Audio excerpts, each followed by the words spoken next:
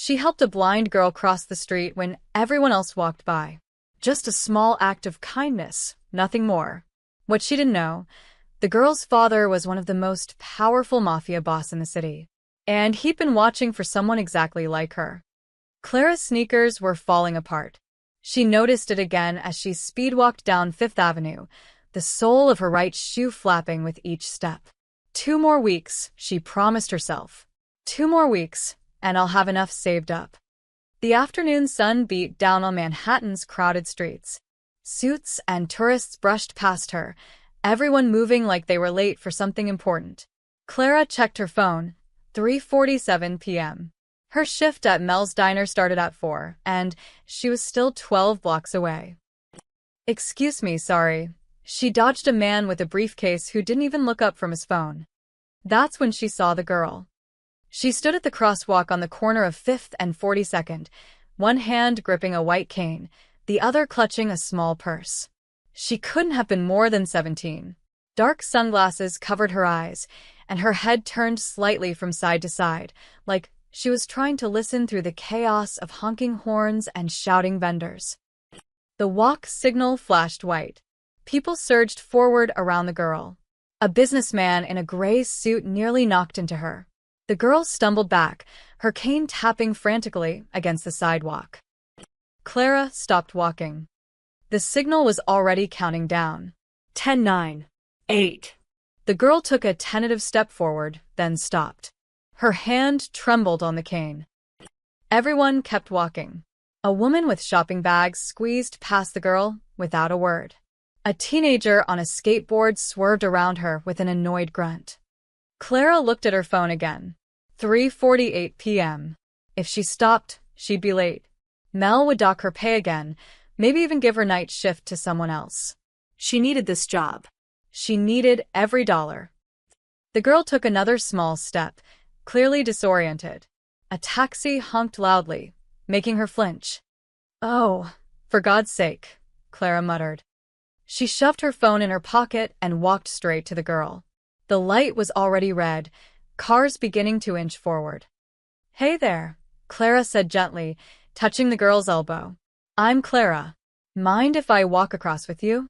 The girl's head turned toward her voice. For a moment, she seemed startled. Then her shoulders relaxed slightly. Yes. Please." I got turned around, and everyone's moving so fast. "Tell me about it," Clara smiled, though the girl couldn't see it. "Okay, we're going to wait for the next light. It'll change in about 30 seconds. "Thank you." The girl's voice was soft but refined, with perfect diction that made Clara think of private schools and music lessons. They stood together as cars rushed past. Clara noticed the girl's clothes, an expensive-looking navy dress, leather shoes that probably cost more than Clara's monthly rent, a designer purse. But there was something fragile about her, too, the way she held herself like she was always bracing for impact. "I'm Sophia," the girl said suddenly. "Nice to meet you, Sophia. You from around here?" "Upper East Side. I usually have someone with me, but I wanted to try walking alone today." Sophia's jaw tightened. Clearly, that was a mistake. "Hey, no. That took guts." The light changed, and Clara gently guided Sophia's arm.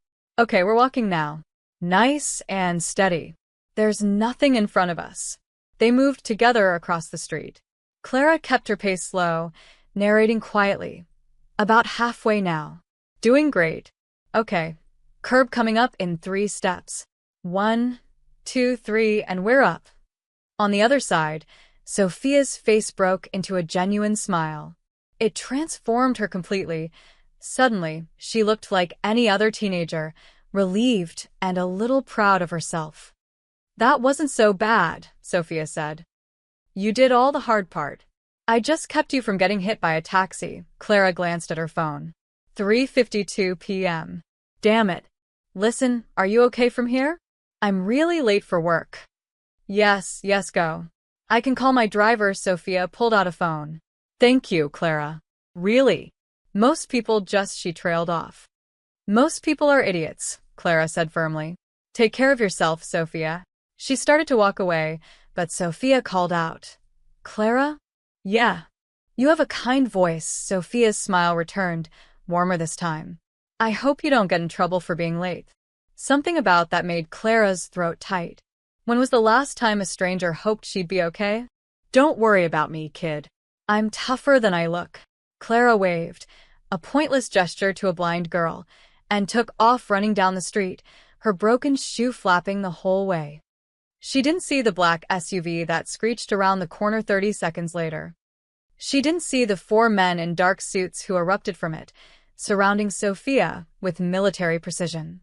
She didn't see the tall, dangerous-looking man with silver-streaked hair who crouched in front of Sophia, checking her over with hands that trembled slightly. And she definitely didn't hear him ask, in a voice cold enough to freeze blood, "Who is that woman?" Clara just kept running, already thinking about her shift, her bills, her broken shoe. Just another day in her small, struggling life. She had no idea that helping a girl cross the street had just put her on the radar of the most dangerous man in New York. Clara made it 3 blocks before she heard the screech of tires behind her. She didn't think much of it. This was New York, after all. Angry drivers were as common as pigeons. She just kept running, wheezing slightly, her lungs burning. 2 more blocks and she'd be at the diner. Maybe Mel would notice if she snuck in through the back. Stop right there. The voice was sharp, commanding. Military. Clara's legs froze before her brain could process why. She turned around slowly. 2 massive black SUVs had mounted the sidewalk behind her, doors flung open. 4 men in dark suits were striding toward her with frightening speed.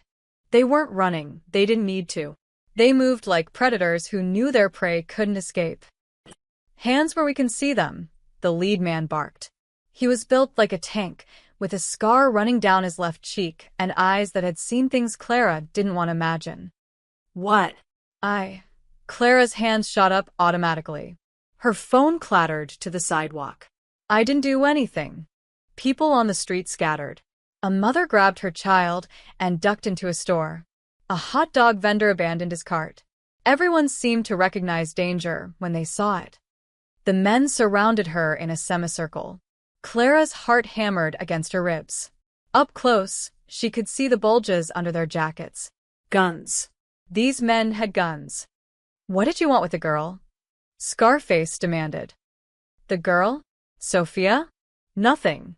She needed help crossing the street, so You touched her. This came from a second man, younger, with cold blue eyes. You put your hands on her. To help her. She's blind. She was stuck at the crosswalk, and everyone was just ignoring her. Search her, Scarface ordered.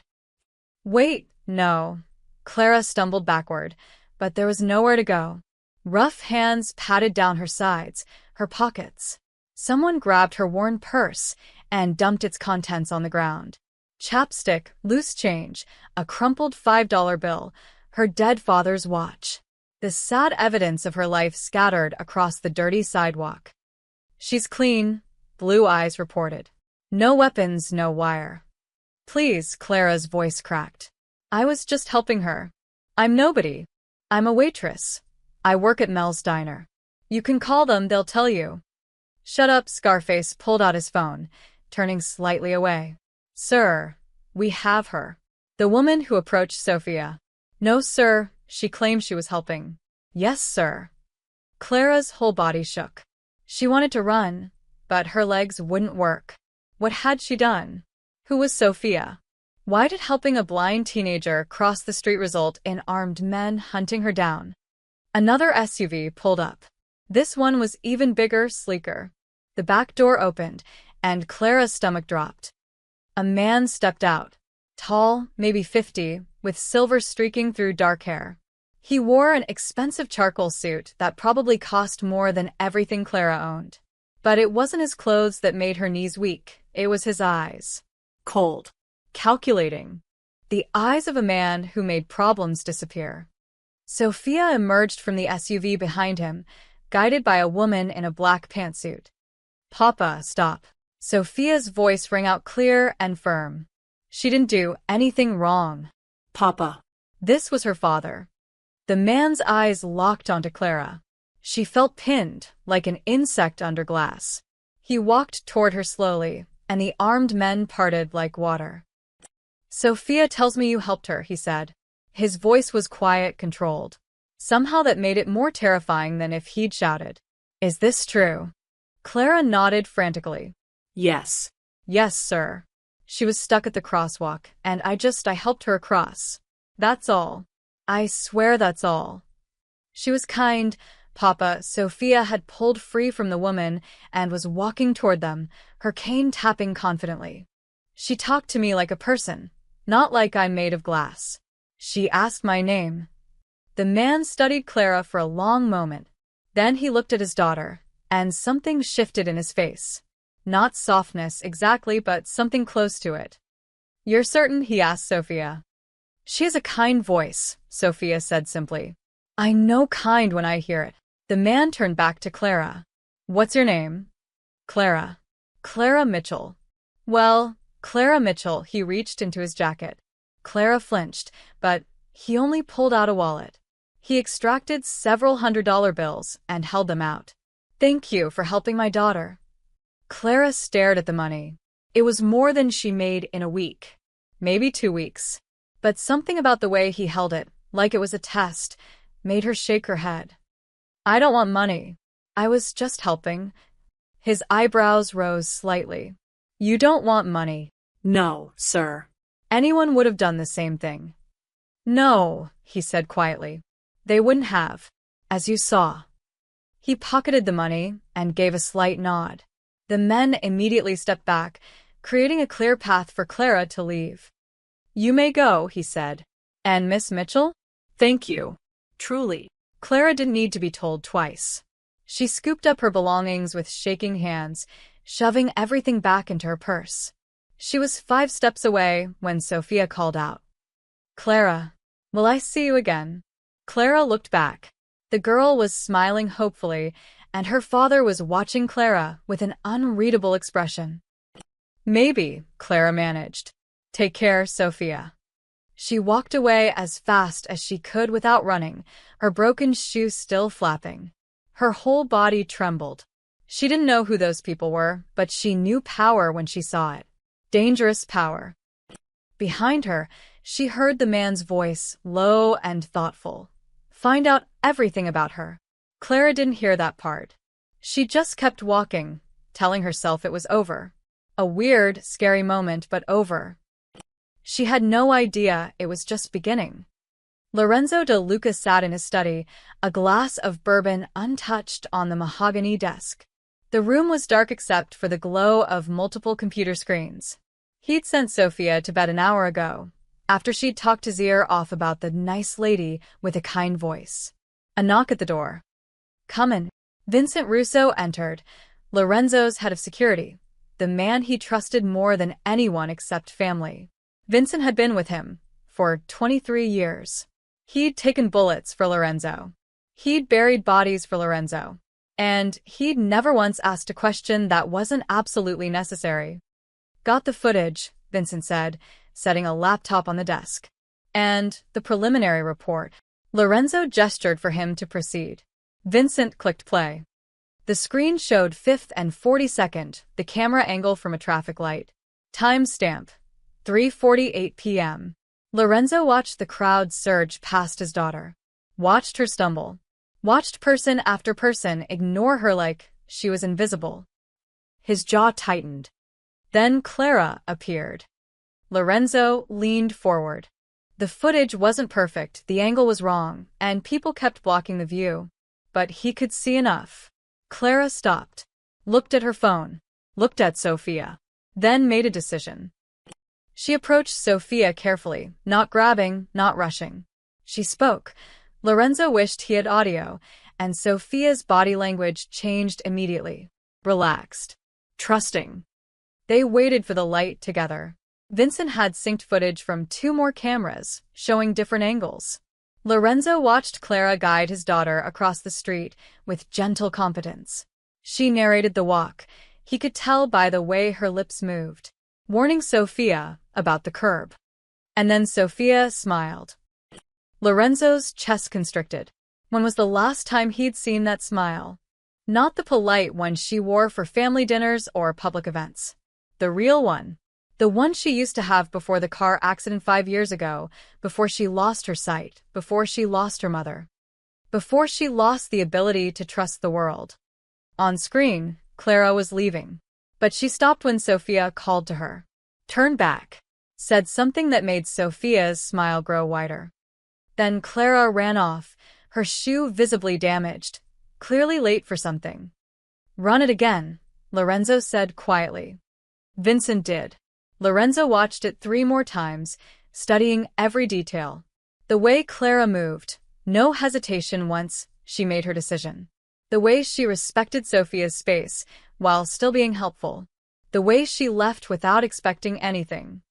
The report, he said finally. Vincent pulled out a folder. Clara Marie Mitchell, 26 years old. Born in Queens, father died when she was 19, mother remarried and moved to Florida 2 years ago. No siblings. Works at Mel's Diner in Midtown, been there 3 years. Lives alone in a studio apartment in Hell's Kitchen. Rent is $1,400 a month, and according to her bank records, she's usually 2 weeks from broke. Lorenzo took the folder, flipping through photos. Clara leaving her apartment building. Clara at the diner, wiping down tables. Clara at a laundromat. The pictures painted a picture of someone grinding through life, day after day. Criminal record, he asked. Clean. Not even a parking ticket. She did 2 years of community college before her father died, had to drop out to work full-time. No political affiliations, no social media presence worth mentioning. Last relationship ended 8 months ago. Guy named Derek Walsh, insurance salesman. Quiet breakup, no drama. Family connections? Friends with questionable backgrounds? None. Her closest friend is a coworker named Beth Santos. They go to the movies twice a month. Clara volunteers at a soup kitchen every other Sunday. That's about as exciting as her life gets, Vincent paused. Boss, she's nobody. Just a working girl trying to survive in an expensive city. Lorenzo nodded slowly, still studying the photos. In one, Clara was caught mid-laugh, talking to an elderly customer at the diner. In another, she looked exhausted, trudging home with grocery bags. She refused the money, Lorenzo said. Yeah, that's unusual. More than unusual. When's the last time someone in this city turned down $500 for 5 minutes of work? Vincent didn't answer. They both knew the answer was never. Lorenzo pulled up the traffic footage again, pausing on Sophia's smile. His daughter hadn't smiled like that since Maria died. For 5 years, he'd watched Sophia retreat into herself, building walls he couldn't break through. She was polite, obedient, but distant. Like, she'd decided the world wasn't worth engaging with anymore. Then this waitress with the broken shoe showed up and made her smile. What do you want me to do? Vincent asked. Lorenzo considered. Every instinct told him to keep Sophia away from outsiders. His world was dangerous. Anyone close to his family became a target. It was why Sophia rarely left the estate, why she was always surrounded by guards. But she'd asked to walk alone today. Begged for it. And he'd said yes because he couldn't stand seeing her trapped anymore. And this woman, this nobody waitress, had done what dozens of New Yorkers hadn't. She'd stopped. She'd helped. She'd been kind for no reason other than it was the right thing to do. Keep watching her, Lorenzo said finally, discreetly. I want to know where she goes, who she talks to, if anyone unusual approaches her. You think someone might be using her? Setting up some kind of play? no. But I want to be certain. Lorenzo closed the folder. And Vincent? Make sure she gets home safely every night. I don't want anything happening to her. Vincent's eyebrows rose slightly, the closest he ever came to showing surprise. Boss, you sure about this? Getting involved with a civilian? I'm not getting involved. I'm being cautious. Lorenzo stood, walking to the window. His estate sprawled below, lit up like a fortress. Sophia asked if she'd see her again. And I don't know yet. Lorenzo took a sip of bourbon finally, the liquid burning down his throat. But if my daughter asks for something that makes her smile like that, he trailed off, watching his reflection in the dark glass. Just watch her. Report anything unusual. Yes, sir. After Vincent left, Lorenzo watched the footage one more time. Froze it on Clara's face as she turned back to Sophia. There was something there, genuine warmth, real concern. No agenda. No angle. In Lorenzo's world, that was the rarest thing of all. He picked up his phone and texted Sophia goodnight, something he did every evening. This time, she responded immediately. The lady today was really nice, Papa. I hope I see her again. Lorenzo stared at the message for a long time before responding. We'll see, sweetheart. Sleep well. He didn't tell her he'd already made sure they would. Clara couldn't shake the feeling that someone was watching her. It started the next morning when she left her apartment building. A black sedan was parked across the street, engine idling. She'd never seen it there before. When she walked to the subway, it didn't follow, but the feeling remained, like eyes on her back. You're being paranoid, she told herself. Yesterday was weird, but it's over. She ran her Saturday errands on autopilot.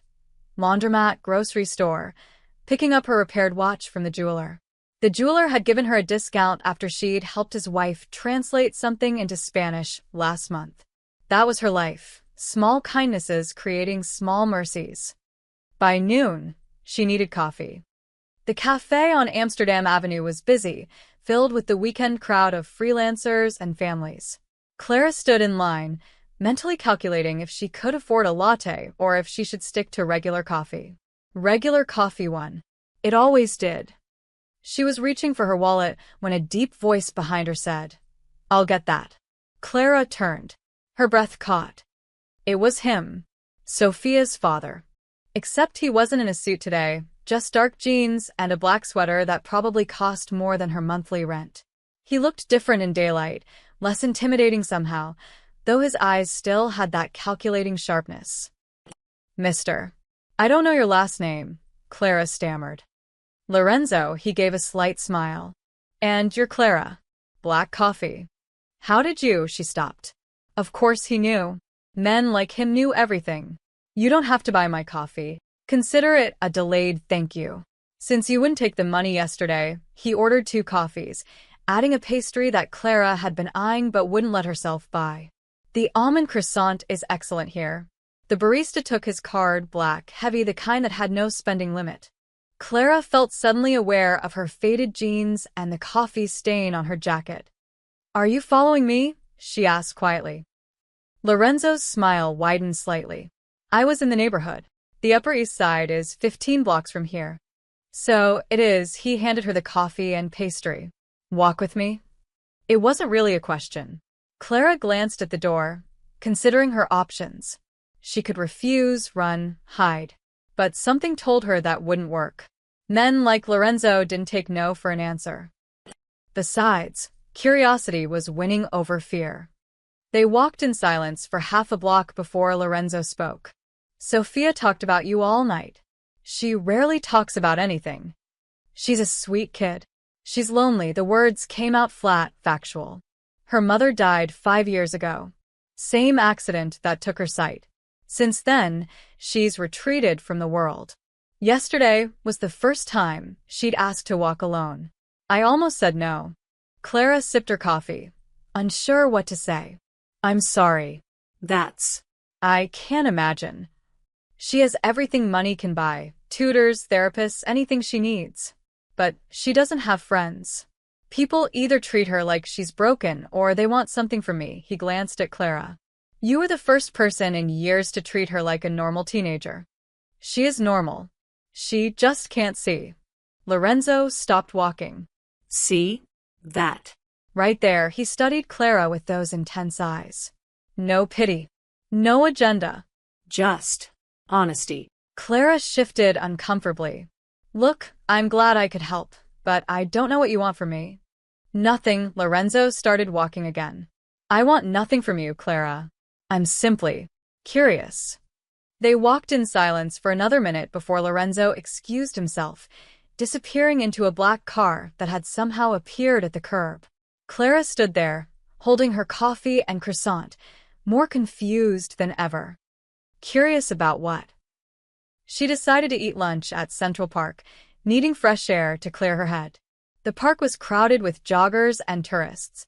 Clara found a bench near the fountain, unwrapping a sandwich she'd packed that morning. Clara? She looked up, and her jaw dropped. Sophia stood 10 feet away, her white cane extended, a huge smile on her face. Behind her, 3 bodyguards in casual clothes tried and failed to look inconspicuous. Sophia? What are you doing here? I heard your voice. Sophia navigated toward her with surprising confidence. I knew it was you. May I sit? Of course, Clara scooted over, shooting a glance at the bodyguards.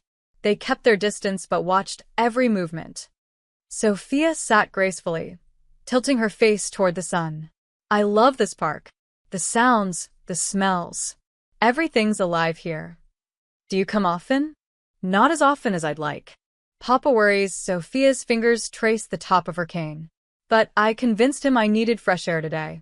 And maybe I was hoping I'd run into you. Clara smiled. Pretty big coincidence. Is it?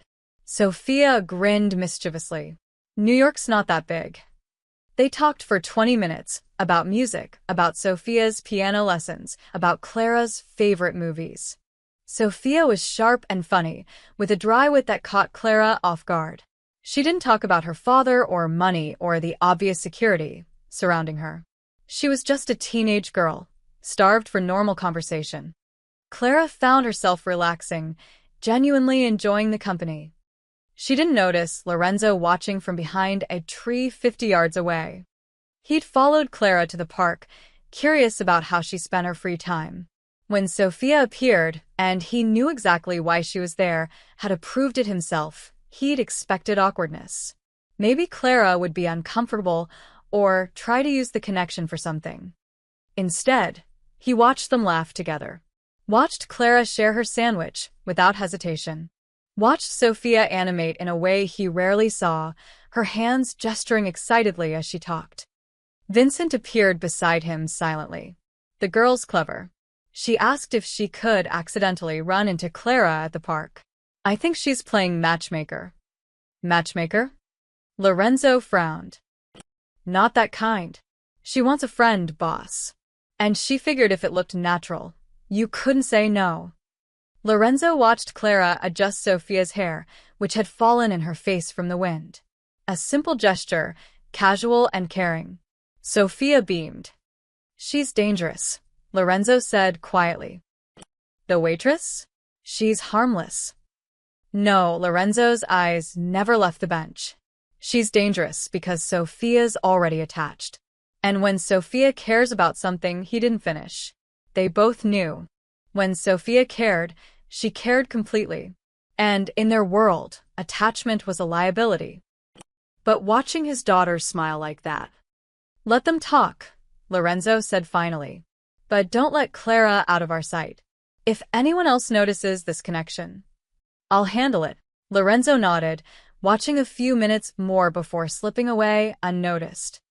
Clara left the park 40 minutes later, her head spinning. 2 encounters in one day couldn't be coincidence. But what did it mean? She didn't have answers. She only knew that Sophia's laugh had been the best sound she'd heard in months. And somewhere in the city, Lorenzo De Luca was thinking the exact same thing. Sunday evening, Lorenzo found Sophia in the music room, her fingers moving across the piano keys with practiced ease. Chopin, her mother's favorite. He stood in the doorway, not wanting to interrupt. This was rare too, Sophia playing without being asked, playing because she wanted to. The piece ended. Sophia's hands rested on the keys. I know you're there, Papa, she said, turning toward him with that uncanny accuracy blind people developed. You breathe differently when you're thinking hard. Lorenzo entered, settling into the chair beside the piano. And what am I thinking about? Me. And Clara, Sophia smiled. You're wondering if you made a mistake letting me talk to her again. You're too perceptive for your own good. I get it from you. Sophia's fingers traced the piano keys absently, not pressing them. Papa, can I ask you something? Always. Can I see Clara again? Officially, I mean. Not just accidentally running into her at the park. Lorenzo had been expecting this, but hearing it still made his chest tighten. Sophia never asked for things. Never. She accepted what was given, never pushed, never demanded. Even before the accident, she'd been independent, self-sufficient. Why Clara? He asked carefully. You've met other people. Tutors, therapists, daughters of my associates. They all want something. Sophia's voice was firm, certain. The tutors want to be paid. The therapists want to fix me. The daughters of your friends want to say they know Lorenzo de Luca's daughter. But Clara? She just wanted me to cross the street safely. She doesn't know who we are. Exactly. Sophia turned fully toward him. Papa, when was the last time someone talked to me without knowing? Without the weight of your name, your reputation, your money hanging over everything? Lorenzo was quiet. He couldn't remember.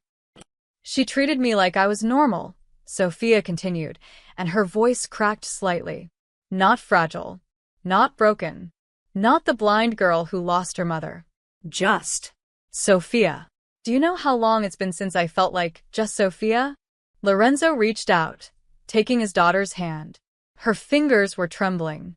She made me laugh about almost tripping on the curb, Sophia whispered. She asked what music I liked. She shared her sandwich even though I could tell she doesn't have much money. She didn't do it for you. She did it because she's kind. Sophia squeezed his hand. Please, Papa. I'm not asking for much. Just. Let me have one friend who doesn't know what comes with knowing me. Lorenzo looked at his daughter, 17 years old, blind, isolated in a fortress of his making.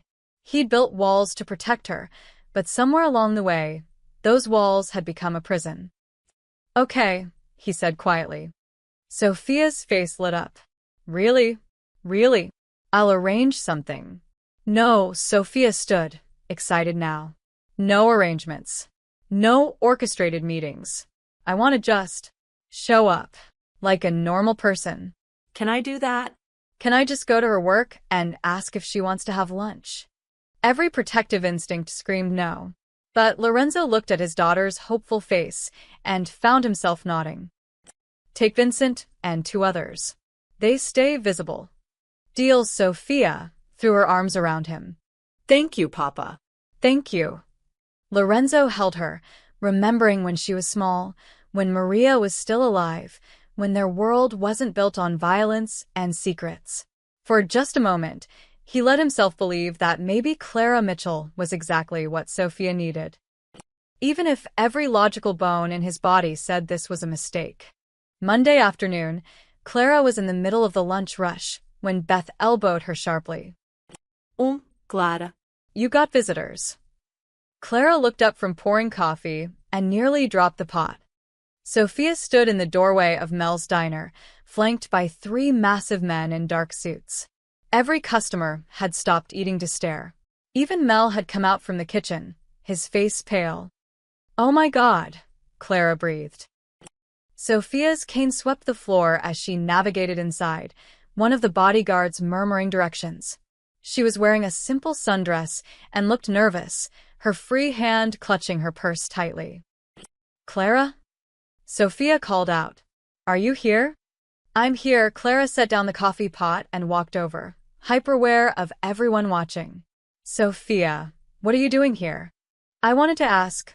Sophia paused, then smiled sheepishly. Actually, can we talk somewhere less public? Mel appeared at Clara's elbow. Everything okay, Clara? His voice was tight. He'd seen the bodyguards, the way they scanned the room like Secret Service. Yeah, Mel. This is Sophia.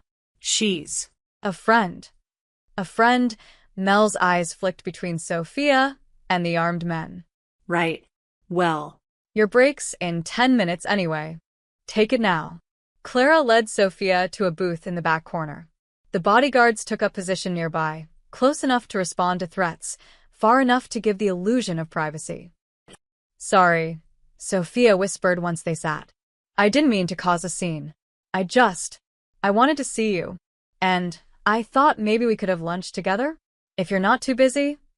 Clara's mind raced. This was insane. This girl, This clearly wealthy, clearly protected girl had just walked into a dive diner in Midtown to ask her to lunch. Sophia, who is your father? Clara asked quietly. Really? Sophia bit her lip. Does it matter? 3 bodyguards kind of makes it matter. He's Protective. Overly protective, Sophia reached across the table, finding Clara's hand. But I promise I'm not here to cause problems. I just like talking to you. You're easy to talk to. And I don't have anyone my age who just talks. Clara saw it then, the loneliness beneath the expensive clothes and security detail. This girl lived in a cage, even if the cage was gilded. Okay, Clara said. But I only have 30 minutes. Sophia's smile could have lit up the whole diner. That's perfect. Beth brought over menus, her eyes wide. Clara ordered a burger. Sophia ordered the same, then proceeded to tell a hilarious story about her piano teacher's cat that had Clara laughing so hard she snorted coffee. The bodyguards watched. Mel watched from the kitchen. The other customers whispered. But in their corner booth, 2 girls just talked and laughed like normal people. And for 30 minutes, that's exactly what they were. When Sophia left, she squeezed Clara's hand. Same time tomorrow. You're coming back. If you'll let me, Sophia's voice was hopeful, vulnerable. Is that okay? Clara thought about Lorenzo's calculating eyes, the guns under suit jackets, the dangerous world this girl clearly came from. Every smart instinct said to run. But Sophia was smiling, and Clara remembered what it felt like to be lonely. Yeah, Clara said. It's okay. After Sophia left, Mel pulled Clara aside. Clara, those men had guns. I know. Who are these people? I don't know, Mel. But Sophia's just a kid who needs a friend. Mel shook his head but didn't argue. Just be careful. Clara nodded, but careful was already out the window. Across town, Lorenzo received Vincent's report. She said yes. Lorenzo leaned back in his chair, conflicted. This was spiraling into something he couldn't control. But Sophia had called him 20 minutes ago, her voice bubbling with excitement, and he hadn't heard her sound like that in 5 years. So he did nothing. And in doing nothing, he changed everything. Sophia came back the next day, and the day after that. By Thursday, it had become routine. Sophia would arrive at Mel's diner at 1:30 p.m., right when Clara's break started. They'd sit in the same back booth, order food, and talk. About everything and nothing. Music, books, movies Sophia listened to with audio description, Clara's dreams of going back to school someday, Sophia's frustration with being coddled. They act like I'll shatter if I bump into a table, Sophia complained on Wednesday, stealing one of Clara's fries. I'm blind. Not made of porcelain. Have you told them that? Papa just gets this look. Like he's remembering. Sophia trailed off, then shook her head. Anyway, tell me more about the guy who tried to pay for his meal with a poem. Clara grinned, launching into the story. This was easy, natural. Sophia had a way of listening that made Clara feel heard, really heard for the first time in years. Not just nodded at, but understood. The bodyguards became background noise. Vincent, Clara had learned his name, always stood closest, his scarred face impassive. But she'd caught him almost smiling once when Sophia had made a particularly sarcastic comment about her piano teacher. On Thursday afternoon, after Sophia left, Beth cornered Clara by the coffee station. Okay, spill. Who is she? Just a girl who needs a friend. A girl with armed guards and a driver who picks her up in a car that costs more than this building. Beth raised her eyebrows. Clara, I love that you see the good in people, but this is weird. Rich people don't slum it in diners unless they want something. Sophia's not like that. How do you know? Clara paused, wiping down the counter. Because when I talk, she leans forward. She remembers things I mention in passing. She asked about my dad's watch, the one I wear every day that nobody else notices. She's lonely, Beth. Really lonely. And I know what that feels like. Beth's expression softened. Just be careful, okay? Rich people have rich people problems, and I don't want you getting caught in the middle of something. But Clara was already caught. She just didn't know it yet. Friday, Sophia asked if they could meet somewhere else. "Don't get me wrong, I love the diner," Sophia said, "but I'd like to walk with you. Like we did that first day. Papa says Vincent can follow at a distance." So they walked. Through Central Park, around the reservoir, past street musicians and artists. Clara described everything: the colors of fall leaves, a dog chasing pigeons, a mime that was making tourists laugh. "The mime is doing what now?" Sophia asked, incredulous. "He's pretending to be trapped in a box." "That's the dumbest thing I've ever heard." "You can't hear him. He's a mime." "Exactly." Sophia burst out laughing, and Clara joined her. Vincent and his team followed 20 paces back. Close enough to respond, far enough to give them space. Vincent had his phone out, and Lorenzo's name was on the screen. He'd been sending updates every 30 minutes. "They're laughing. The Mitchell girl just bought Sophia an ice cream. Sophia is happy." Lorenzo read each text in his office, building a mental picture. His men had photographed every interaction, captured every conversation they could overhear. The reports were always the same: genuine friendship, no agenda, no attempts to leverage the connection. Clara Mitchell worked her shifts, paid her bills, volunteered at the soup kitchen on Sundays. She'd turned down a customer who'd asked her out twice this week. She called her mother every Sunday evening. She was exactly what she appeared to be: a good person trying to survive in an expensive city. It should have made Lorenzo relax. Instead, it made him more nervous. Good people in his world didn't stay good. They either got corrupted or destroyed. And Sophia was already attached. Friday evening, Sophia insisted on walking Clara home. "Sophia, you don't have to." "I want to. Besides, Vincent has been twitchy all day. He needs to feel useful," Sophia grinned. "Right, Vincent?" "Miss Sophia is correct," Vincent said dryly. "I live to be useful." They walked through Hell's Kitchen as the sun set, the city shifting from day to evening energy. Clara pointed out her favorite bodega, the community theater where she sometimes watched rehearsals through the window, the chess players who occupied the corner of 48th and 9th every night. "You really love the city," Sophia observed. "I grew up here. It's loud and dirty and expensive, and half the people are jerks," but Clara paused, searching for words. "It's also beautiful. In weird ways. Like, there's a guy who plays violin in the subway every Tuesday. He's probably some concert violinist, but he just plays for quarters. Or the old woman who feeds pigeons in the park and knows every single one by name. This city has magic if you know where to look." "Will you show me?" Sophia asked quietly. "The magic parts." Clara looked at her. This girl with designer clothes and armed guards who somehow felt like a real friend. "Yeah, "I can do that." When they reached Clara's building, Sophia hugged her goodbye. It surprised Clara. Sophia rarely initiated physical contact. but the hug was tight, genuine." "Thank you," Sophia whispered. "For these past few days. I haven't felt this normal in, I can't remember how long." "Same," Clara admitted. And it was true. Sophia had become the bright spot in her routine. Someone to look forward to seeing. Vincent stepped forward as Sophia released her. "Miss Mitchell, Mr. DeLuca would like you to know that he appreciates your friendship with his daughter." "Oh, tell him." "Tell him Sophia is easy to be friends with." Vincent's scarred face softened almost imperceptibly. "I will." Clara watched them drive away, then climbed 4 flights to her tiny studio.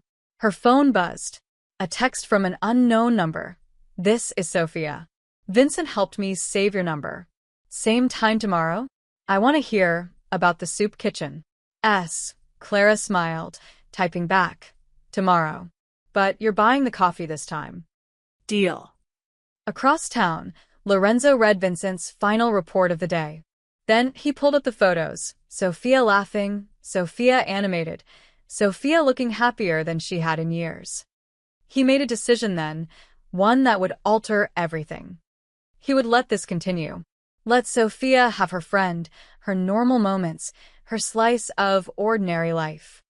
What could possibly go wrong? Lorenzo De Luca had built an empire on reading situations, on anticipating threats, on staying 3 steps ahead. But he didn't see the surveillance photos being taken from a rooftop across from Mel's diner. Didn't notice the rival family's lieutenant studying pictures of Sophia and Clara, heads together, laughing. Didn't realize that by allowing Sophia this one piece of normalcy, he just painted a target on Clara's back. Marco Valeni studied the photographs spread across his desk, his jaw tight with interest. 8 photos, taken over 5 days, all showing the same thing. Lorenzo De Luca's daughter with an unknown woman. Who is she? Marco asked, not looking up. His lieutenant, Eddie Moss, leaned forward. Name's Clara Mitchell. 26, waitress, nobody special. Lives in Hell's Kitchen, works at some dive diner in Midtown. Nobody special, Marco repeated slowly. Yet Lorenzo's daughter meets with her every single day. In public. With minimal security. 3 guards, Eddie confirmed. Vincent Russo is always present, but they keep their distance. The women walk together, eat together, talk for hours. Marco picked up a photo, Sophia and Clara at the park, Clara's hand on Sophia's arm, both of them laughing. Another showed them at the diner, Sophia reaching across the table to touch Clara's hand. A third captured them walking down a busy street, Clara clearly describing something, Sophia's face animated. The Valeni family had been at war with the De Lucas for 3 generations. A Cold War, mostly strategic moves, territory disputes, the occasional disappeared soldier. Lorenzo was too powerful to attack directly, too smart to give them an opening. But this was interesting. How long has this been going on? Marco asked. Started 8 days ago. De Luca's daughter was stuck at a crosswalk. The Mitchell woman helped her. Since then, they've been meeting regularly. And what does Mitchell get out of it? Eddie shrugged. Nothing we can see. De Luca offered her money the first day. She refused it. Her bank account hasn't changed. No new clothes, no new apartment, nothing. She's still living paycheck to paycheck. Marco frowned. People didn't refuse Lorenzo De Luca's money. People didn't get close to his daughter, without a reason. There had to be an angle. Maybe she's sleeping with him, Tony Greco suggested from the corner. Tony was Marco's enforcer, all muscle and no subtlety. Then why spend time with the daughter? Eddie countered. That makes no sense. Maybe she's leverage he's keeping close, another voice offered. Insurance against someone. Marco continued studying the photos. There was something about the body language, the ease between them, the genuine smiles. It didn't look transactional. It looked real. Which made it even more valuable. Send these to Chicago, Marco said finally. And New York families we're friendly with. I want everyone to know Lorenzo De Luca's daughter has a new companion. An unprotected civilian companion. Eddie grinned. You think someone will make a move? I think information is power. And right now, this waitress is information. Marco tapped the photo. Lorenzo has kept that girl locked up for 5 years. Suddenly, she's walking around the city with some nobody. That's a weakness. And we don't let weaknesses go to waste. You want us to grab her? Tony asked eagerly. No, Marco held up a hand. We watch. We learn. We see who else gets interested. Let someone else make the first move, someone expendable. We'll learn from their mistakes. And if no one moves, Marco smiled coldly. Then we'll consider our options. But patience first. Lorenzo didn't build his empire by being careless. There's something we're missing. Eddie gathered the photos. I'll get these distributed. Our contacts in Jersey, Boston, and Philly will be very interested. After they left, Marco poured himself a whiskey, thinking. Lorenzo De Luca was meticulous, paranoid, protective. He didn't make mistakes. So either this waitress was part of some larger play Marco couldn't see yet, or Lorenzo had finally developed a blind spot. Either way, Marco would be ready. The photos traveled fast through underground networks. Digital files sent through encrypted channels, printed copies passed in dark restaurants and warehouse meetings. Within 48 hours, every major family on the East Coast knew about Clara Mitchell. In Boston, an underboss named Sullivan looked at the photos and saw opportunity. DeLuca had embarrassed him 6 months ago over a territory dispute. Maybe payback had just walked into frame. In Philadelphia, the Carbone family discussed whether the girl was worth their attention. She could be a plant, a decoy, bait for a trap. But Lorenzo's daughter was definitely attached. That was clear even in still photographs. In Jersey, Raymond Costa showed the photos to his cousin, who ran street operations. "Keep an eye out for this woman. If she shows up in our territory, I want to know immediately." Even families that weren't actively hostile to the DeLucas took note. Information was currency, and this was prime information. Lorenzo DeLuca's daughter, blind and vulnerable, had a friend. A civilian friend with no protection, no family connections, no power. That kind of information could be traded, sold, or used. Clara had no idea. On Saturday morning, she walked to the laundromat like always. Waved to Mr. Chun at the bodega. Bought a coffee from the cart on the corner. Went about her small, ordinary life. She didn't notice the man in the blue jacket who photographed her from across the street. Didn't see the car that followed her 3 blocks before turning away. Didn't know that her face was now in the files of a dozen crime families. She just folded her laundry, humming along to the radio, thinking about how Sophia had made her promise to describe the autumn leaves in Central Park today. Her phone buzzed. "Sophia, ready for a walk? Vincent says it's beautiful outside." Clara smiled, typing back, "Meet you at the usual spot in an hour." She finished her laundry, completely unaware that in the city around her, dangerous men were making dangerous plans. And at the center of those plans was a waitress who'd simply helped a blind girl cross the street. Vincent's team had noticed the surveillance, they always did.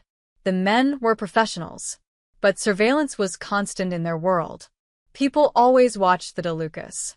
Vincent had tripled the detail around Sophia without telling her, added 2 more cars to follow at a distance. He'd also started having someone watch Clara's apartment, just in case. But he didn't tell Clara. Lorenzo had been explicit. Don't scare her off. Sophia was happy for the first time in years. They'd handle the threats quietly, invisibly. That decision, to keep Clara in the dark, was a mistake. Because what Clara didn't know could hurt her. And it was about to. Marco Valeni was patient, but not everyone was. And somewhere in the city, someone less careful was already making their move.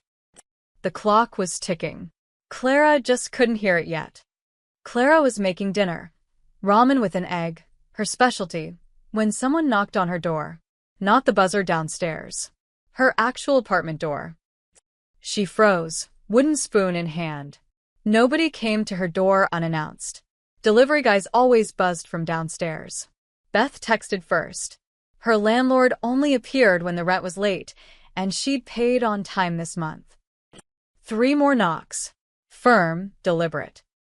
Clara turned off the stove and approached the door slowly. She looked through the peephole, and her stomach dropped. 2 men in dark suits stood in her hallway. Not the friendly maintenance guy. Not neighbors. These were the kind of men who'd surrounded her on that first day. Professional. Armed. Dangerous. "Miss Mitchell," one of them called through the door. "We're not here to hurt you. Mr. DeLuca requests your presence." Clara's hand trembled on the doorknob. "It's 10 p.m. "Yes, ma'am. He apologizes for the late hour, but this can't wait." "What if I say no?" A pause. Mr. DeLuca would be disappointed, but the choice is yours. The way he said disappointed made it clear it wasn't really a choice at all. Clara opened the door, keeping the chain lock on. Up close, the men looked even more intimidating. "Am I in trouble?" "No, ma'am." "Mr. DeLuca simply needs to speak with you. It's important." "About Sophia?" "He'll explain everything. We have a car downstairs." Clara looked at her tiny apartment, the half-cooked ramen, her comfortable clothes, her safe little bubble. Then she thought about Sophia's laugh, the way she'd hugged Clara goodbye yesterday, the text messages they'd exchanged all week. "Let me change," she said quietly. 5 minutes later, she was in the back of a black SUV, sandwiched between the suited men. They drove in silence through the city, heading north. Out of Manhattan, through the Bronx, into Westchester County. The houses got bigger. The streets got quieter. The SUV turned onto a private road lined with tall, iron gates. Lorenzo's estate. Clara had imagined it would be nice, but this was something else. The mansion sprawled across perfectly manicured grounds, lit up like a palace. Guards patrolled the perimeter. Security cameras tracked their approach. The SUV stopped at the main entrance. One of the suited men opened her door. "This way, please." Inside, the house was all marble floors and expensive art. Clara felt distinctly out of place in her jeans and cardigan. A woman in a black pantsuit, the same one who'd been with Sophia that first day, guided her through hallways that seemed to go on forever. They stopped at a heavy wooden door. The woman knocked once, then opened it. "Miss Mitchell, sir." Lorenzo sat behind a massive desk in what appeared to be his study. He looked different than he had at the coffee shop, more formal, more intimidating. This was Lorenzo De Luca in his element, surrounded by power and control. "Thank you, Marie. That will be all." The door closed, leaving Clara alone with him. "Please, sit." Lorenzo gestured to a chair across from his desk. Clara sat stiffly, her hands clasped in her lap. "Did something happen to Sophia?" "Sophia is fine. She's asleep upstairs." Lorenzo's expression softened slightly. "Actually, that's why you're here. I wanted to thank you properly. And warn you." "Warn me." Lorenzo pulled out a tablet, tapping the screen. He turned it toward Clara. Photos filled the display, her walking to work, doing laundry, sitting in the park with Sophia. Dozens of photos from different angles, different days. "These were taken by people who are not my employees," Lorenzo said quietly. "My enemies.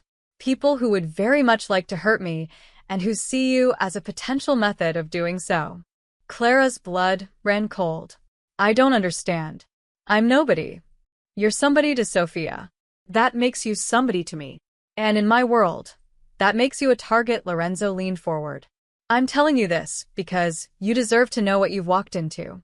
You didn't ask for this. You were just being kind. But kindness has consequences in my world." "What kind of consequences?" "The kind that involve men with guns deciding you're valuable enough to kidnap. Or harm. Or use as leverage." His voice was matter-of-fact, but his eyes were serious.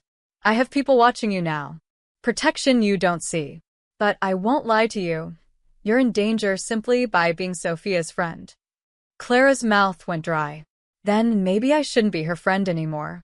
"Is that what you want?" She thought about Sophia's smile, her laughter, the way she'd opened up over the past week. No. "But I don't want to put her in danger either." "Sophia is always in danger. That's the price of being my daughter." Lorenzo's jaw tightened. "But she's been locked away because of it. Isolated. Lonely. Then you came along, and for the first time in 5 years, I heard my daughter laugh like she used to. Really laugh. Not the polite sounds she makes at family dinners, but genuine joy." He pulled up a photo on the tablet, Sophia and Clara at the park, both mid-laugh.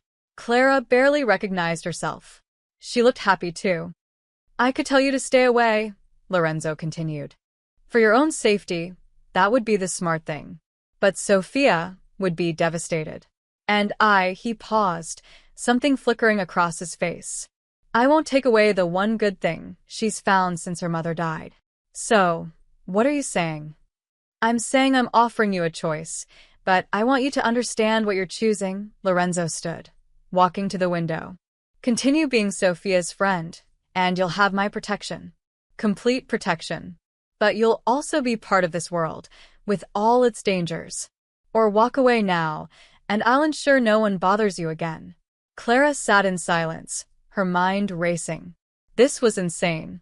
She was a waitress. She wasn't built for mobster drama and surveillance photos and armed guards. But she thought about Sophia asking to hear about the autumn leaves. Sophia saving her number in her phone with Vincent's help. Sophia texting her good morning every day this week. Does Sophia know? Clara asked. About the danger? Sophia has lived with danger her entire life. She knows what I am, what my world is. She's choosing to trust you anyway. Clara stood, meeting Lorenzo's eyes.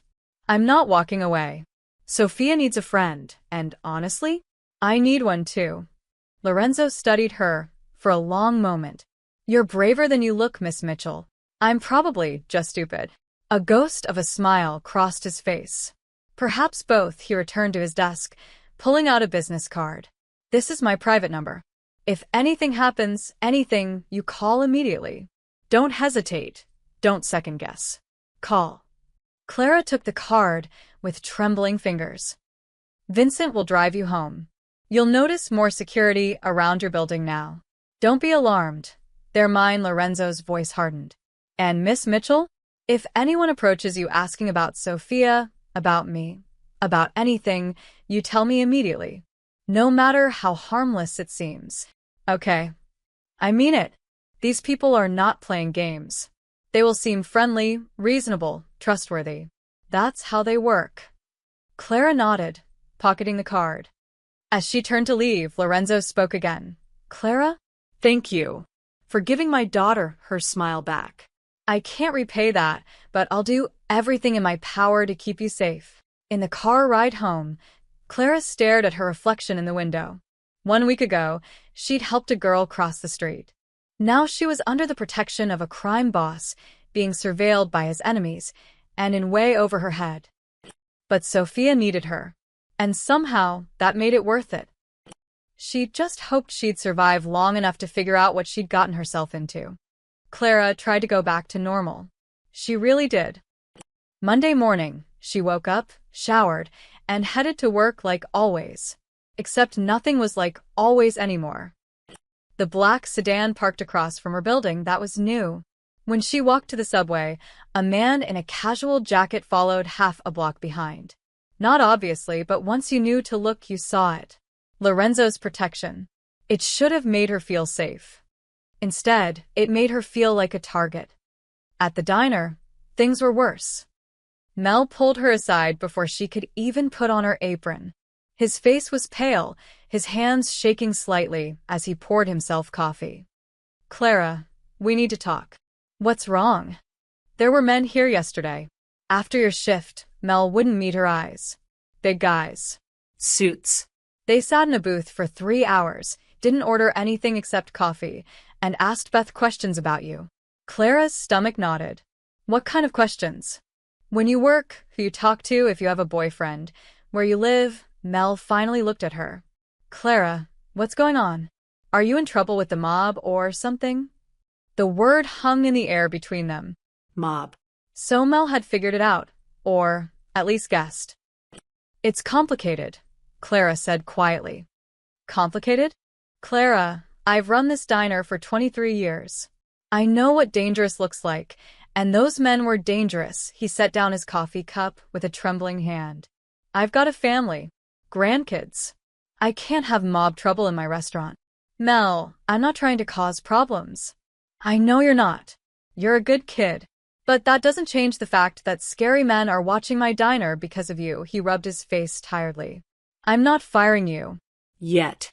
But Clara, you need to sort this out. Fast. The morning shift was torture. Clara felt everyone watching her. Beth kept shooting her worried looks. The regular customers whispered. Even Mr. Patterson, the elderly man who came in every day for scrambled eggs, asked if she was mixed up in something bad. No, Mr. Patterson. Just made some new friends. Friends don't come with armed escorts, sweetie, he said gently. Be careful. By noon, Clara's nerves were frayed. Then Sophia walked in. The diner went silent. Sophia entered with Vincent and 2 other guards, her cane sweeping confidently. She was smiling, completely unaware of the tension she'd just created. Or maybe she was aware and just didn't care. Clara, Sophia called out cheerfully. Are you ready for lunch? Every eye in the diner turned to Clara. She could practically feel the questions, the judgment, the fear. Beth stood frozen by the coffee station. Mel had retreated to the kitchen, probably calling his wife. Clara walked over, her smile forced. "Hey, Sophia." "Yeah, let me just grab my stuff." They sat in their usual booth. The guards took their positions. The other customers whispered loudly enough that Clara could hear fragments. "That's the blind girl? Every single day. Mob family, I heard." Poor Clara. Sophia must have heard it too, but she didn't acknowledge it. She just reached across the table, found Clara's hand, and squeezed it. "Bad day?" Sophia asked softly. "Something like that." "Want to talk about it?" Clara glanced around the diner. At the staring customers, at Mel peeking nervously through the kitchen window, at Beth who looked like she wanted to pull Clara aside and lecture her about safety. "Not here," Clara said. "Maybe we could walk instead?" "Perfect. I'll tell Vincent." They left the diner together, and Clara felt the weight of everyone's eyes following her out. Beth caught her arm at the door. "Clara, be careful," she whispered urgently. "I don't know what's going on, but those men who came yesterday? They weren't the nice kind of scary. They were the people disappear kind of scary." "I know. I'm handling it. Are you?" "Because from where I'm standing, you're way in over your head." Clara didn't have an answer for that because Beth was right. Outside, they walked toward the park. Vincent kept his usual distance, but Clara noticed more guards than usual. 2 cars followed slowly. A man on a bicycle seemed to be circling their route. "Your dad told you," Clara said. It wasn't a question. Sophia nodded. "About the photos. The surveillance. He wanted me to stay home today, but I told him that's exactly what they want, for me to hide, for us to stop being friends." "Maybe he's right. Maybe it's too dangerous." "Clara, stop." Sophia stopped walking, turning toward her voice with surprising accuracy. "I know you're scared. Papa told me he talked to you. But if I let fear control my life, I'll never leave the house again. I'll never have friends. I'll never have anything except guards and walls and loneliness. But if something happens to you, something might happen to me whether we're friends or not." That's always been true. Sophia's jaw set stubbornly. "But at least this way, I have something worth protecting. I have you." Clara's throat tightened. "I'm just a waitress, Sophia. I'm not worth all this trouble. You helped me cross the street when everyone else ignored me. You talk to me like I'm normal. You make me laugh." Sophia reached out, finding Clara's arm. "You're worth everything to me." They stood there on the busy sidewalk, people flowing around them, guards watching from multiple angles, and Clara realized she'd already made her choice. Days ago, really. Maybe the moment she'd first taken Sophia's hand at that crosswalk. "Okay," Clara said. "But I'm buying lunch this time. And we're getting tacos because your bodyguards look like they need to learn what real New York food tastes like." Sophia laughed, and just like that, the tension broke. They spent the afternoon eating tacos in the park, Clara describing the street performers and dogs, and the way the sunlight filtered through the trees. Vincent and his team maintained their perimeter. Clara tried not to think about the surveillance photos, the whispers at work, the scared look on Mel's face. For a few hours, they were just 2 friends enjoying an autumn day. But when Clara got home that evening, she found something taped to her apartment door. A photograph of her and Sophia at the park. "Today." On the back, written in black marker. "Pretty girl. Easy target." Clara's hands shook as she pulled out Lorenzo's card and dialed his number. He answered on the first ring. "Clara? What's wrong?" "Someone left a photo on my door. With a message." A pause. Then Lorenzo's voice, cold and lethal. "Stay inside. Lock your door. Vincent is 2 minutes away." Clara did as she was told, but she couldn't stop shaking.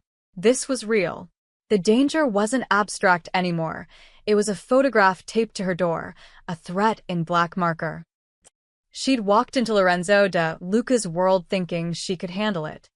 Now she was learning what that world actually meant. And somewhere in the city, people with bad intentions were deciding she was worth their attention. The clock was still ticking. But now Clara could hear it loud and clear. The next afternoon, Sophia insisted on going to Union Square. There was a farmer's market she wanted to experience, the sounds, the smells, the energy of people. Papa's going to say no, Clara warned over the phone. Papa already said yes. Reluctantly. But Vincent's bringing half an army, so it'll be fine. Clara wasn't so sure, especially after last night's photo. But Lorenzo had called her this morning, his voice calm and reassuring. They'd identified the source, low-level thugs working for the Boston crew, trying to make a name for themselves. His people had addressed the situation. Clara didn't ask what that meant. Extra security today, Lorenzo had said. Vincent plus 6 others. 2 advanced scouts. You'll be perfectly safe. So Clara met Sophia at Union Square at 2 p.m., trying to ignore the small army of guards positioned throughout the plaza. The market was crowded, tourists, locals, vendors calling out their wares. Perfect cover for threats, Clara thought, then pushed the paranoia away. She was here for Sophia, not to jump at shadows. Describe everything, Sophia demanded, her arm linked through Clara's. Clara obliged. Okay, there's a flower stand to our left, sunflowers, roses, something purple, I don't know the name of. Guy selling them looks like a hipster farmer. Beard, flannel, the works. Ahead of us, there's a woman with a baby strapped to her chest, buying apples. They wandered through the market slowly. Sophia touched fabrics at one stand, smelled herbs at another. She was relaxed, happy, and Clara felt herself relaxing too. Vincent shadowed them closely, but the other guards had faded into the crowd. Professional, invisible. Maybe everything would be okay. They were near the center of the plaza, by a fountain, when Clara heard it. A sharp hissing sound. Then smoke. Thick, gray smoke erupting from multiple canisters scattered throughout the crowd. People screamed. Clara?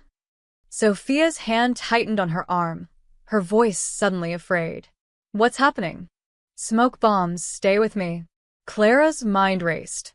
The crowd was panicking, pushing in all directions. She couldn't see Vincent anymore through the smoke. We need to move. A man rushed past them, shoving Sophia hard. She stumbled, her cane clattering to the ground. Clara caught her, pulling her close. I've got you. Hold on to me. More smoke. The acrid smell burned Clara's throat. She could hear shouting, crashes, the chaotic sounds of people fleeing. But underneath that, something worse, purposeful movement. Footsteps approaching. Instinct screamed at her. This is an attack. They're coming for Sophia. We're going left, Clara said firmly, one arm around Sophia's waist. Trust me. 3 steps down, there's a vendor's table. We're going under it. Under. Now. Clara guided them down, practically dragging Sophia beneath a table that sold handmade jewelry. The tablecloth provided cover. Around them, people stampeded past. The smoke was worse down here, but at least they were hidden. Sophia was shaking, her hand clutching Clara's shirt. I can't see what's happening. 4 men. Maybe 5. They're searching the crowd. Clara's eyes stung from the smoke, but she could make out shapes moving with purpose, while everyone else fled. They're looking for you. How do you know? Because they're the only ones not running away. A burst of gunfire. Not close, but close enough.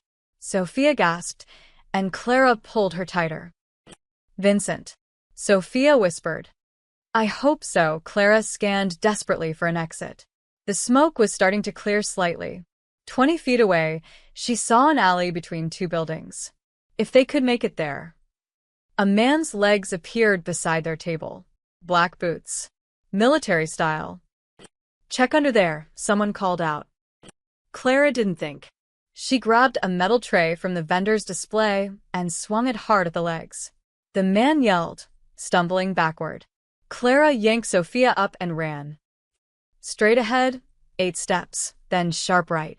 Clara commanded, half carrying Sophia. Don't slow down. They ran. Behind them, shouts. Ahead, the alley. 5 steps. 3. Someone grabbed Clara's jacket. She spun, kicking backward blindly. Her foot connected with something soft. A grunt of pain, and the hand released. They made it to the alley. Clara pressed Sophia against the wall, positioning herself in front. "Stay behind me, Clara. Just stay behind me." Two men appeared at the alley entrance. They had guns drawn, moving with military precision. Clara looked around frantically. Dumpster, fire escape, nothing useful. Vincent appeared behind the men like a ghost. One smooth motion, and the first man was down. The second turned, but Vincent was faster. 2 shots, barely audible with suppressors. Both men collapsed. More guards flooded the plaza. Clara heard shouting, the sounds of a fight being won. Through the smoke, she saw men in dark suits moving with lethal efficiency. Lorenzo's people. Vincent ran to them, his scarred face tight with controlled fury. "Are you hurt?" "We're okay," Clara managed. Her voice was shaking. Everything was shaking. "Miss Sophia?" Vincent's voice gentled.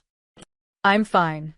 Clara kept me safe." Sophia's arms were wrapped around Clara's waist. "She protected me." Vincent spoke into his radio. "Target secure. I repeat, target secure. Miss Sophia is safe." Within minutes, the plaza was locked down. Police sirens wailed in the distance. Vincent ushered them to an SUV that had somehow materialized at the alley entrance. During the drive to Lorenzo's estate, Sophia didn't let go of Clara's hand. Lorenzo was waiting in the driveway when they arrived. Clara had never seen him move so fast. He pulled Sophia into his arms, checking her over with hands that actually trembled. "I'm okay, Papa. I promise. Clara got us out." Lorenzo looked at Clara over Sophia's head. Their eyes met, and Clara saw something there she hadn't seen before. Respect. And gratitude. Deep, profound gratitude. "Tell me," he said quietly. So Clara did. Haltingly, still shaking, she described the smoke bombs, the searching men, hiding under the table, running to the alley. Sophia filled in parts, describing how Clara had guided her, protected her, fought for her. "She hit someone with a tray," Sophia said, a slightly hysterical laugh escaping. "I heard the clang." "You hit an armed man with a serving tray," Lorenzo repeated slowly. "I didn't really think about it," Clara admitted. "I just knew they couldn't have her." Lorenzo studied Clara for a long moment. Then he stepped forward and did something completely unexpected. He hugged her. Brief, almost awkward, but genuine. "Thank you," he said quietly. "Thank you for protecting my daughter." Clara's throat was too tight to respond. Vincent approached, his phone out. "Boss, we got 2 of them alive. They're talking. Boston crew like we thought. Contract hit, amateur hour." "I want every single person involved," Lorenzo said, his voice dropping to something cold and deadly. "Everyone who knew, everyone who planned, everyone who funded. All of them. Already working on it." Lorenzo turned back to Clara and Sophia. His expression softened slightly. "Come inside. Both of you. We need to talk." As they walked into the mansion, Sophia squeezed Clara's hand and whispered, "You saved my life." "You would have done the same," Clara whispered back. "Maybe. But you actually did it." And in that moment, Clara realized something. She wasn't just Sophia's friend anymore. She was family. Lorenzo's embrace had confirmed it. Vincent's respect had sealed it. She'd crossed a line today, from civilian to protector, from outsider to insider. There was no going back now. Night had fallen by the time Sophia finally went to bed, exhausted from the day's trauma. Clara had stayed, at Lorenzo's insistence. Marie had given her a guest room, brought her clean clothes that somehow fit perfectly, and left a tray of food she was too nervous to eat. Now Clara sat alone in the luxurious room, staring at her phone. 17 missed calls from Beth. 5 from Mel. 3 from her mother in Florida, who somehow already knew something had happened. She didn't know how to explain any of this. A soft knock at the door made her jump. "Miss Mitchell?" It was Marie. "Mr. De Luca requests your presence in his study. If you're feeling up to it." Clara followed her through the quiet mansion. They passed armed guards at every turn, more than she'd seen earlier. The estate was locked down tight. Lorenzo's study door was open. Inside, she saw Vincent and 5 other men, all of them with the same dangerous confidence, the same hard eyes. They looked up as she entered, assessing her with varying degrees of interest and skepticism. "Gentlemen," Lorenzo said, "this is Clara Mitchell." The men nodded. One of them, gray-haired, built like a tank, looked her up and down. "This is the waitress." "This is the woman who saved my daughter's life," Lorenzo corrected, his voice sharp. "Show respect." The man's expression shifted immediately. "My apologies, Miss Mitchell." "Thank you." "For Sophia." Lorenzo gestured to an empty chair. "Please sit. We've been discussing you." Clara sat stiffly, aware of all eyes on her. "Should I be worried?" "No." Lorenzo poured himself a drink, then offered her one. She shook her head. "We've been discussing your future. And Sophia's." "The Boston crew is handled," Vincent said from his position by the window. "We've sent a message that won't be misunderstood. But other families now know about Miss Mitchell. The situation has escalated." "Meaning?" Clara asked. "Meaning you're no longer just Sophia's friend in their eyes," the gray-haired man said. "You're a DeLuca asset. You fought for her, protected her. In our world, that means something." Lorenzo leaned against his desk, studying Clara. "Today, you proved something I wasn't sure could be proven. Loyalty. Real loyalty, not bought or coerced or demanded. You acted on instinct to save Sophia, putting yourself in danger without hesitation. Anyone would have." "No," Lorenzo's voice was firm. "Most people would have frozen, or run, or tried to bargain. You hit an armed man with a tray and ran into an alley with no exit strategy except putting yourself between Sophia and danger." He paused. "That's not anyone, that's exceptional." Clara didn't know what to say. "We have a problem," Vincent said. "Miss Mitchell goes home, goes back to her normal life. She's exposed. We can provide security, but she's vulnerable. And families will keep testing, keep probing, looking for weakness." "So, what are you saying?" Clara asked, though part of her already knew. Lorenzo set down his glass. "I'm saying I want to offer you a position. Official. Not as an employee, not as someone on the payroll. As Sophia's companion. Her protector. Someone who lives here, under my protection, with full access to my resources." The room went quiet. "You want me to move in?" Clara said slowly. "To quit my job, leave my apartment, and just live here?" "Yes." "With a salary that would make your current wages look like pocket change.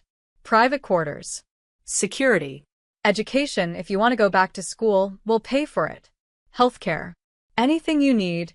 Lorenzo's expression was serious. "But more than that, you'd be family. Under my protection. Under my name." "Boss," one of the men interjected. "Bringing in a civilian." "She stopped being a civilian when she saved Sophia's life," Lorenzo said quietly. "She's in this world now whether we make it official or not. I'm simply giving her the tools to survive it." Vincent spoke up. "Miss Mitchell, I've been in this family for 23 years. I've seen a lot of people come and go. Most want something, power, money, status. But I watched you today. You weren't thinking about any of that. You were thinking about keeping Sophia safe." He paused. "That's rare. Mr. DeLuca is offering you something rare in return." Clara looked around the room, at these dangerous men who'd accepted her without question because she'd protected one of their own. At Lorenzo, who was offering her a life she'd never imagined. At the wealth and power and danger all wrapped together. "What about Sophia?" she asked. "Does she know about this?" "Not yet. I wanted to ask you first." Lorenzo moved closer. "But Clara, my daughter asked to see you again before she went to sleep. She asked if you were leaving. When I said I didn't know, she looked more scared than she did during the attack." Clara's chest tightened. "Sophia needs you," Lorenzo continued. "Not because you can protect her, I have men for that. But because you see her. The real her. Not the blind girl. Not the mafia princess. Just Sophia. That's something money can't buy. And what do you need? Clara asked. Lorenzo smiled slightly. I need my daughter to smile again. I need her to have a reason to leave her room in the morning. I need her to feel safe with someone who isn't paid to die for her. He paused. You've given me all of that in less than 2 weeks. So I'm asking, will you stay? Clara thought about her tiny apartment, her struggling existence, Mel's diner and broken shoes and counting pennies. Then she thought about Sophia's laugh, her trust, the way she'd held Clara's hand in the car and whispered, "Thank you." If I say yes, Clara said slowly, I need honesty. About everything. About who you are, what you do, what I'm really getting into. No more shadows and half-truths. Agreed. And I won't be a prisoner. I can still have a life, see friends, make my own choices. With security, Vincent interjected. Non-negotiable. With security, Clara conceded. And I want to talk to Sophia first. Make sure this is what she wants to. Lorenzo nodded. Fair enough. Anything else? Clara took a breath. Yeah. If I do this, I'm all in. I'm not going to half commit and then run when things get scary again. But that means you have to trust me. Really trust me. Not just as Sophia's companion, but as someone who's part of this family. You hit a man with a tray to save my daughter, Lorenzo said, something like warmth in his voice. I'd say you've earned that trust. The gray-haired man chuckled. Kid's got spine. I like her. Lorenzo extended his hand. So, do we have a deal? Clara looked at his hand, the hand of a powerful, dangerous man offering her a different life. A better life. A more dangerous life. But a life with purpose, with meaning, with Sophia. She took his hand and shook it firmly. Deal. Lorenzo smiled, a real smile, not the calculated ones she'd seen before. Welcome to the family, Clara Mitchell. Vincent raised his glass. To Clara, Sophia's guardian angel. The other men echoed the toast, and Clara felt something shift. She wasn't an outsider anymore. She was one of them. Tomorrow, her old life would end. Tomorrow, everything would change. But tonight, she'd made a choice. And for the first time in years, it felt like the right one. Morning sunlight streamed through the guest room windows when Clara woke. For a moment, she forgot where she was. Then memory returned. The attack, Lorenzo's offer, her decision. She'd agreed to change her entire life. A soft knock at the door. Clara? Sophia's voice. Are you awake? Yeah, come in. Sophia entered, guided by her cane, but moving confidently through the unfamiliar room. She'd clearly memorized the layout already. Papa told me.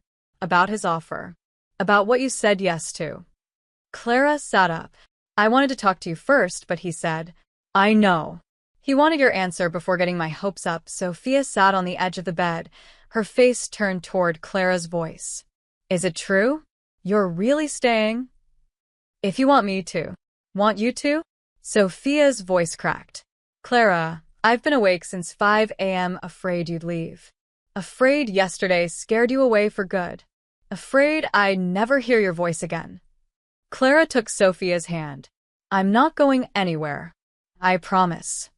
Sophia threw her arms around her, and Clara felt tears soaking into her shoulder.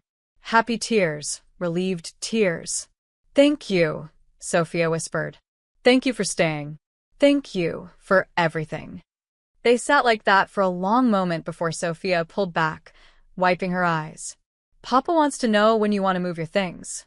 He's already sent people to pack your apartment. He what? He's efficient, Sophia grinned.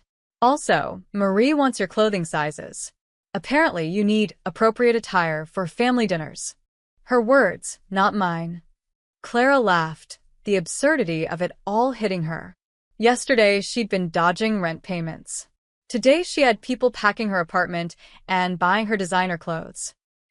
This is insane, she said. Completely, Sophia squeezed her hand. But good insane, right? Yeah. Good insane.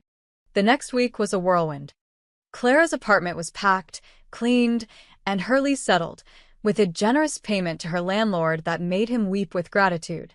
Mel was stunned when she gave notice, but when she explained she was moving to take care of a friend full-time, he hugged her and wished her well. Beth made her promise to stay in touch and demanded monthly coffee dates. Her mother called, confused but supportive. "You're doing what now? Living with a family as a companion? Clara Marie, please tell me this is legal." "It's legal, Mom. I promise." The guest suite in the De Luco estate became hers, bigger than her entire old apartment, with a bedroom, sitting room, and bathroom that had heated floors. Her sparse belongings looked lost in all the space, but Marie promised they'd fix that with shopping trips. Vincent taught her the estate's security protocols, the panic buttons, the safe rooms. She learned the guards' names: Marcus, Tony, Pete, James. They treated her with respect now, nodding when she passed, checking in to make sure she was settling in okay. Lorenzo gave her a credit card. "For Sophia, for yourself, whatever you need," and access to the family's resources.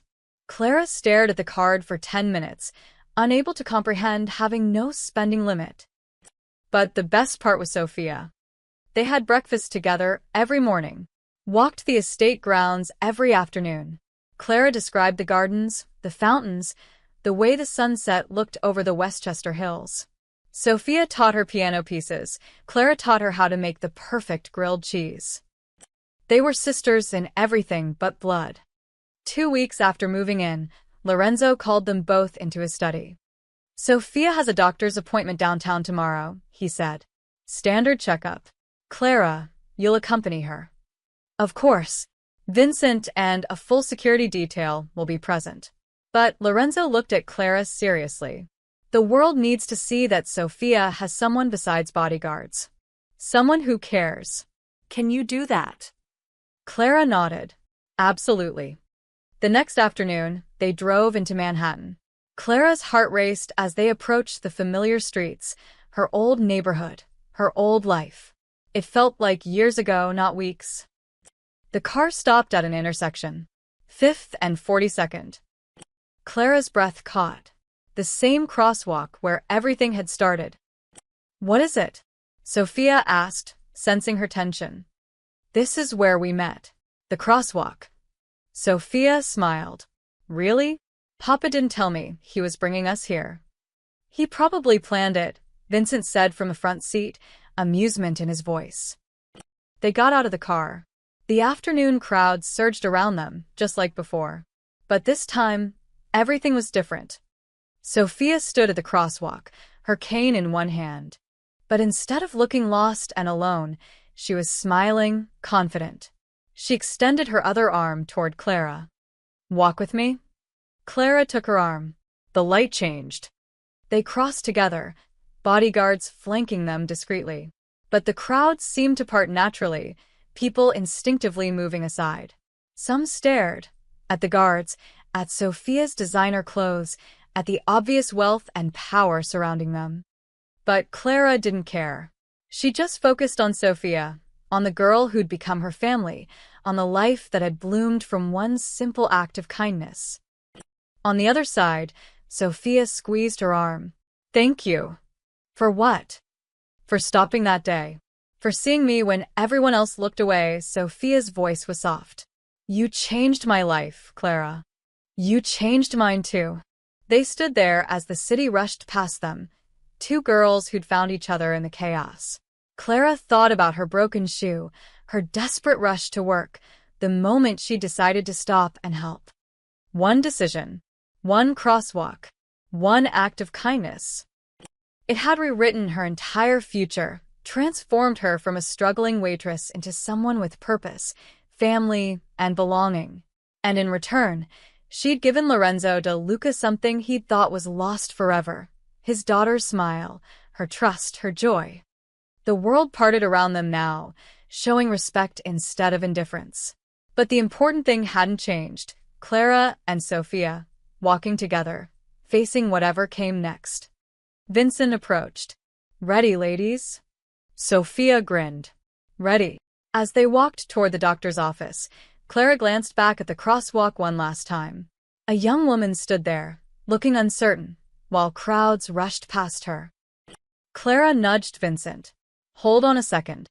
She walked back to the woman. Hi. Need help crossing? The woman's face flooded with relief. Yes, please. Thank you. Clara guided her across, just like she'd done for Sophia. When they reached the other side, the woman smiled gratefully and hurried away.